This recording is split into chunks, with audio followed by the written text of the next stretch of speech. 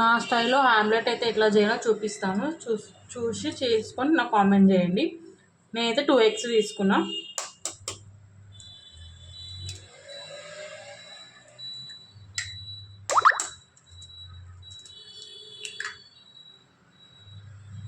Two eggs అయితే పలగొట్టుకున్నాను. ఇది మంచిగా మ్యాక్స్ చేసుకోవాలి.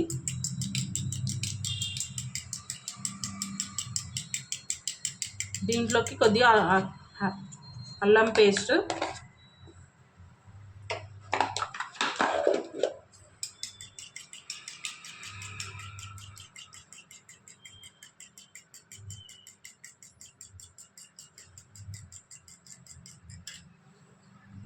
దీంట్లోకి కొద్దిగా సాల్ట్ యాడ్ చేసుకోవాలా.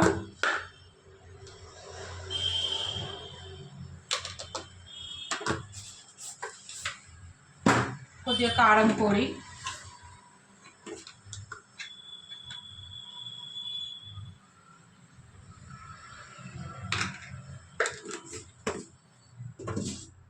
మళ్ళీ మిక్సీ వేసుకోవాలి మంచిగా. ఈ విధంగా అయితే మిక్సీ వేసేసుకోవాలి.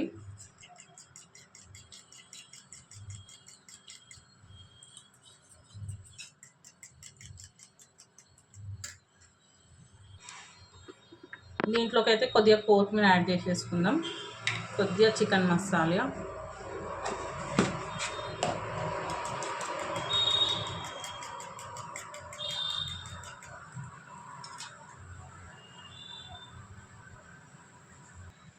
నేనైతే ఇప్పుడు ఆమ్లెట్కి అయితే ఒక ఆనియన్, కరివేపాకు అయితే సన్నగా కట్ చేసుకొని పెట్టుకున్నా. ఎలా చేయాలో చూపిస్తాను.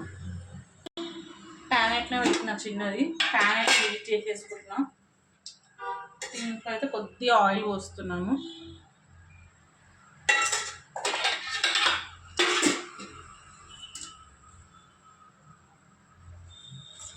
ఆయిల్ హీట్ అయినాక అయితే దీంట్లోకి ఆనియన్, పచ్చిమిర్చి అయితే యాడ్ చేసేసుకుంటున్నాం. కొద్దిగా వేగినాక ఇది అనేది మనము ఆమ్లెట్లో వేసేసుకోవాలి. ఇంతకుముందు మిక్సీ వేసిన పెట్టుకున్నాం కదా, దాంట్లో అయితే వేసుకోవాలి.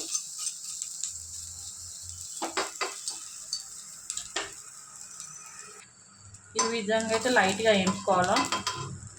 ఇప్పుడు ఇది దీంట్లోకి అయితే మిక్సీ వేసేసుకోవాలి ఆమ్లెట్కి.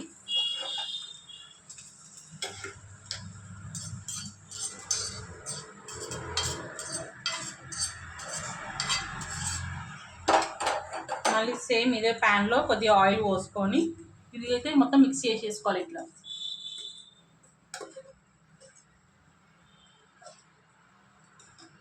మళ్ళీ దీంట్లో ఆయిల్ పోసుకొని కొద్దిగా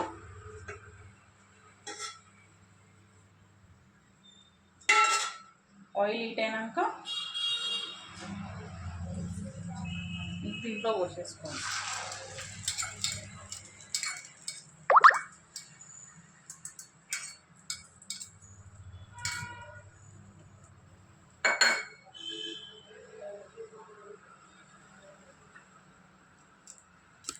ఫైనల్గా అయితే నా ఆమ్లెట్ అయితే ఈ విధంగా అయితే రెడీ అయిపోయింది.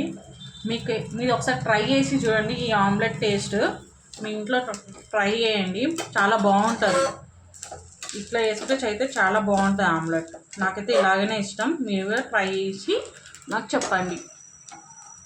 నా ఆమ్లెట్ అయితే నచ్చితే లైక్ చేయండి, సబ్స్క్రైబ్ చేసుకోండి.